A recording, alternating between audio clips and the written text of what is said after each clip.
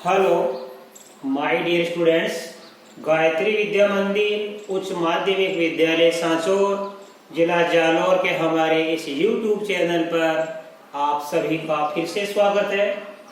प्रिय विद्यार्थियों, मैं अनिल कुमार सोनी, कक्षा 7, विषय गणित, अध्याय 9, परिमेय संख्याएं, प्रश्न 9.1 के आज सवाल नंबर 5 से हल कराऊंगा।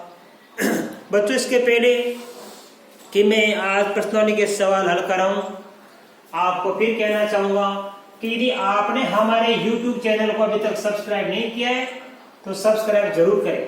देखो बच्चों, क्वेश्चन नंबर 5 में क्या लिखा है। यह हमारी एक संख्या रेखा है जिसे -4 से लेके +4 तक की संख्याएं निरूपित है बच्चों, राइट। और यहाँ -2 के ऊपर लिखा है u और -1 के ऊपर लिखा है t, बीच में s और r लिखा है। यहाँ 2 के ऊपर a और 3 के ऊपर b लिखा है, बीच में p और q दो भाग और है। हमारे सवाल लिखा tr बराबर rs, tr बराबर rs, यानी ये भाग इसके बराबर है, और su और su, अर्थात ये एक भाग, दो भाग, तीनों भाग क्या है, बराबर है। इसका मतलब ये हुआ कि प्रत्येक एक इकाई, यहां से लेके देखो एक इकाई होगी, फिर ये एक इकाई, यह एक इकाई, और यह एक इकाई, और यह एक इकाई, तो प्रत्येक इकाई के 3 समान भाग किए गए हैं। इसका मतलब है कि प्रत्येक इकाई के कितने समान भाग किए गए हैं बच्चों, 3 समान भाग किए गए हैं। इसी प्रकार देखो AP बराबर PQ, यह AP बराबर PQ बराबर QB, तो ये भी 3 समान भाग है। तो आपके समझ में आ गए, प्रत्येक दो संख्याओं के बीच में, प्रत्येक दो परिमेय संख्याओं के 3-3 समान भाग किए गए हैं। तो कैसे, ये बीच से 2 कट मार के, ये मैंने 2 कट मार दिए, इसके 3 भाग हो गए।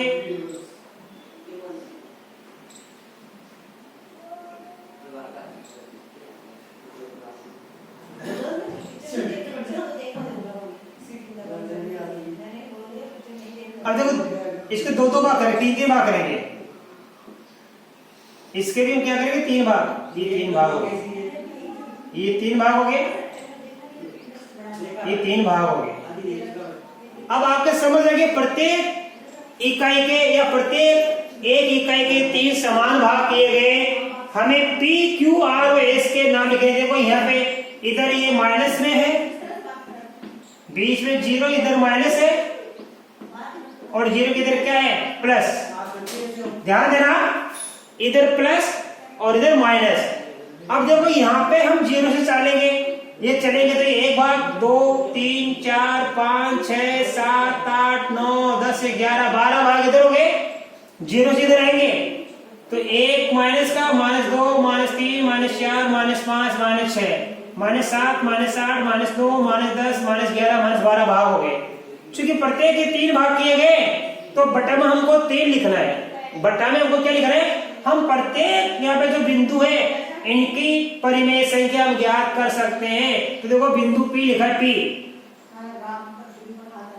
P की परिमेय संख्या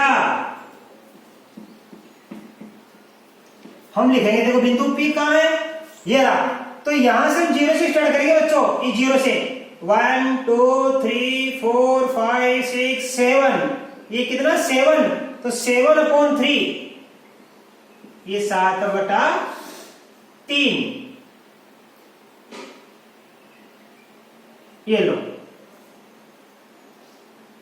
ये लो P की परिमेय संख्या की 7/3। अब लिखनी Q की, ये रही Q की, तो 7 के बाद 8 आ जाएगा, ये 8/3। Q की परिमेय संख्या कितनी आएगी बच्चों, 8/3। इधर प्लस में है, इसलिए इधर वाली की प्लस में आती है 0 के, और इधर वाली किस में आती है, माइनस में आती है बच्चों, राइट। अब हमें लिखनी है R और S की, तो R की परिमेय संख्या हमको लिखनी है। अब R देखो ये रहा, इधर से चलेंगे, इधर से 0 से, ये माइनस है, -2, -3 और -4। तो यहाँ आएगा बच्चों -4/3। तो यहाँ लिखेंगे -4/3। अब हमें किसकी लिखनी है बच्चों? एस की परिमेय संख्या, मतलब एस किस परिमेय संख्या से निरूपित होगा? एस ये रहा। देखो वापस ये 0 के बाद -1, -2, -3, -4, ये -5 -5/3। तो हमने बिंदु P, Q, R तथा S की परिमेय संख्या ले दी। बिंदु P की 7/3, Q की परिमेय संख्या 8/3, R की परिमेय संख्या -4/3 और S की परिमेय संख्या -5/3। ये आंसर इसका आ गया। ये क्वेश्चन आपको अच्छी तरह समझ में आ गया। यदि कोई आपको पूछे कि बिंदु T की परिमेय संख्या ज्ञात करो तो कर सकते हैं। ऐसे देखो 0 के बाद -1, -2, ये -3, तो होगा -3/3। क्योंकि प्रत्येक खंड के हमने 3 भाग किए तो बटा में 3 जरूर लिखना है। गिनती कर लो, जैसे -1, -2, -3, तो ये हो गया -3/3, यानी 1 हो गया -का।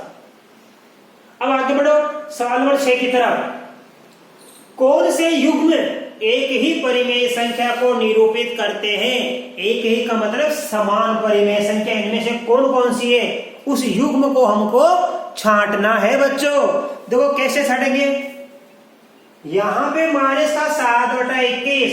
देखो मैंने क्या बताया था आपको कि अंश व हर में से यदि कोई भी परिमेय संख्या में या तो अंश या हर केवल एक माइनस का हो, यदि अंश व हर दोनों माइनस के होते हैं तो वो धनात्मक परिमेय संख्या कहलाती है।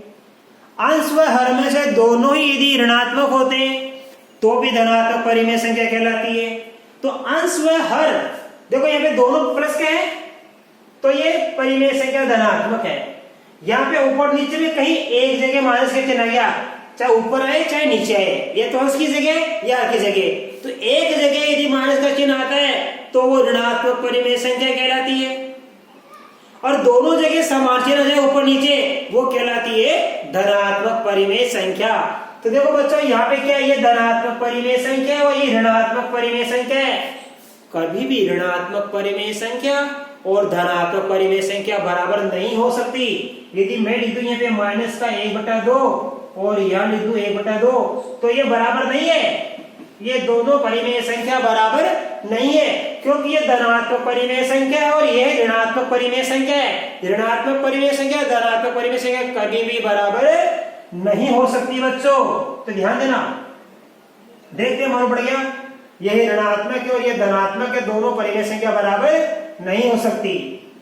तो यहाँ लिखो डायरेक्ट -7/21 नॉट इक्वल 3/9। ये दोनों क्या है? ये इक्वल नहीं है, ये एक ही परिमेय संख्या नहीं है। अब देखो यहाँ पे यहाँ पे क्या एक चिन्ह माइनस का ऊपर नीचे और यहाँ भी एक चिन्ह माइनस का है, तो ये भी ऋणात्मक परिमेय संख्या है और ये भी ऋणात्मक परिमेय संख्या है बच्चों।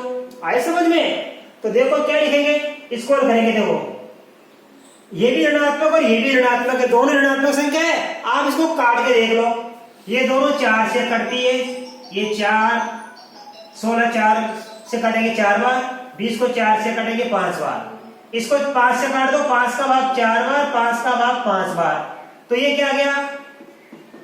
ये -4 बटा क्या आ गया 5, और यहाँ आ गया फिर 4 बटा -5। तो बोले दोनों समान आ गए, तो ये क्या लिखेंगे? ये हमारे क्या है? एक ही परिमेय संख्या को दर्शाता है। तो यह युग्म -16/20 और 20/-25 क्या है? समान है। तो यह लिख दो आप, इसलिए -16/20 इक्वल होगा 20/-25, ये इक्वल होगा। अब देखो यहाँ पे क्या है? दोनों माइनस के चिन्ह है, तो ये धनात्मक है और ये भी धनात्मक है, अर्थात ये दोनों माइनस के, तो क्या बन जाएगी? धनात्मक बन जाएगी। तो ये भी 2/3, ये भी 2/3, तो समान हो गया। तो लिखेंगे -2/-3 इक्वल किसके है? 2/3 के, ये लो, ये भी इक्वल आ गया।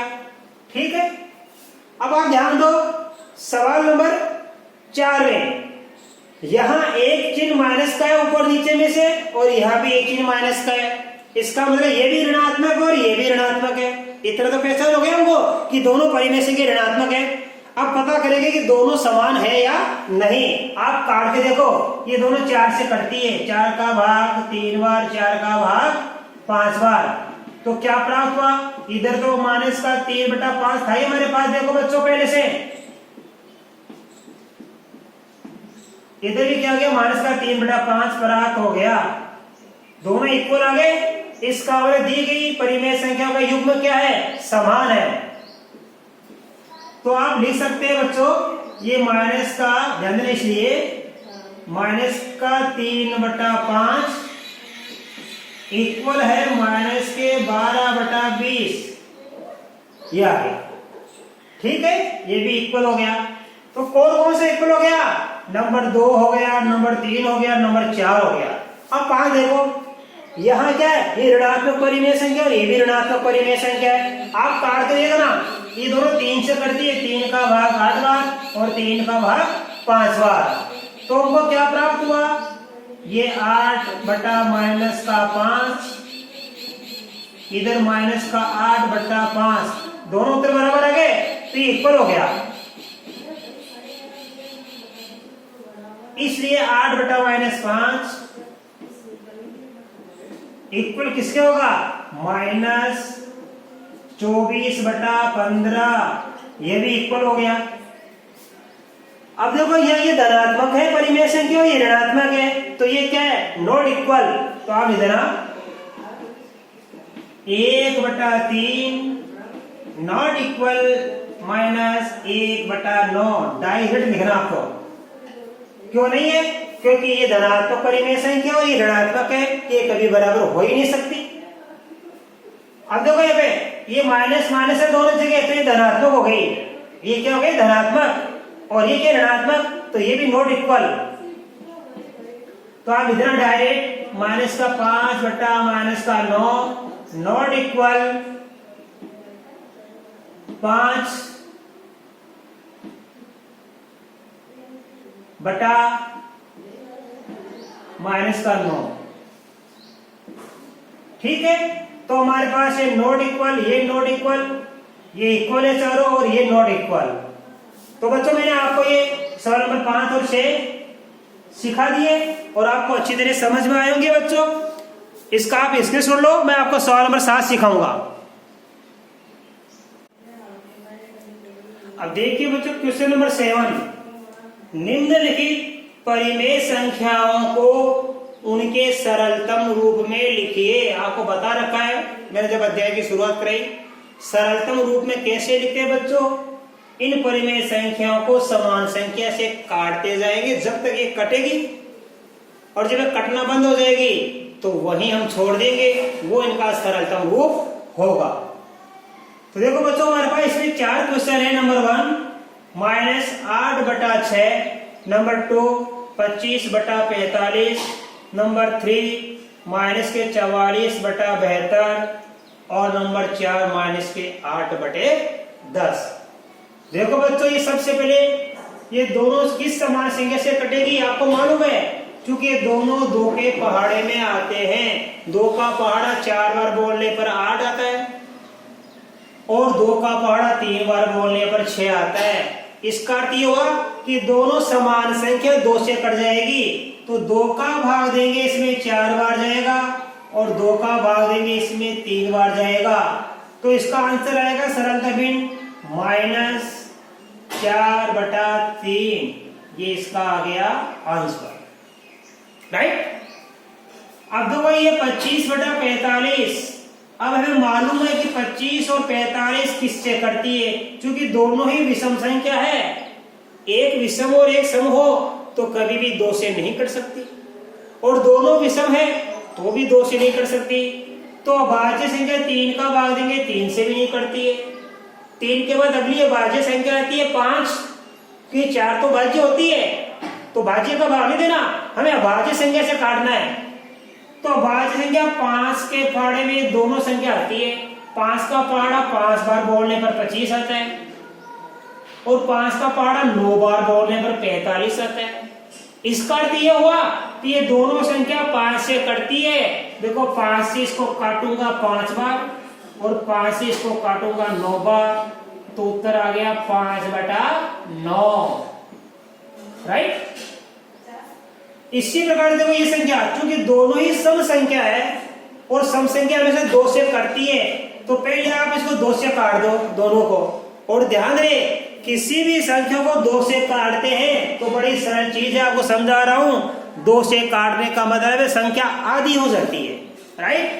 तो देखो इसको 2 से काटेंगे हम तो ये आधा हो गया, इसको 2 से काटेंगे ये आधा हो गया, तो ये कितना प्राप्त हुआ? ये हुआ माइनस का 22/36। अब ये दोनों फिर 2 से कटती है, तो देखो 2 से काटेंगे ये आधा हो गया, 2 से काटेंगे ये आधा हो गया, राइट। तो यहाँ पे देखो अब ये दोनों संख्या कटती नहीं आपस में, ये दोनों संख्या कटती नहीं है। तो हमारा अंतिम उत्तर क्या है सरलतम रूप में? ये माइनस का चिन्ह जरूर लिखना, -11 ऊपर बटा में 18, -11/18।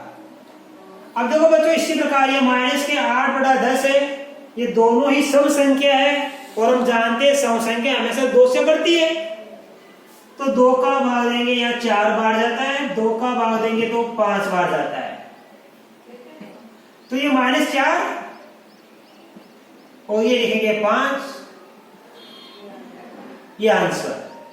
तो बच्चों ये हमारा 7वां सवाल समाप्त हुआ और मैं आशा कर सकता हूं कि आज बताए गए तीनों ही सवाल, क्वेश्चन नंबर 5, क्वेश्चन नंबर 6 और क्वेश्चन नंबर 7, ये आपको बड़ी ही अच्छी तरीके से समझ में आए होंगे। इसके बाद आगे के सवाल मैं आपको कल के वीडियो में सिखाऊंगा। तब तक के लिए धन्यवाद।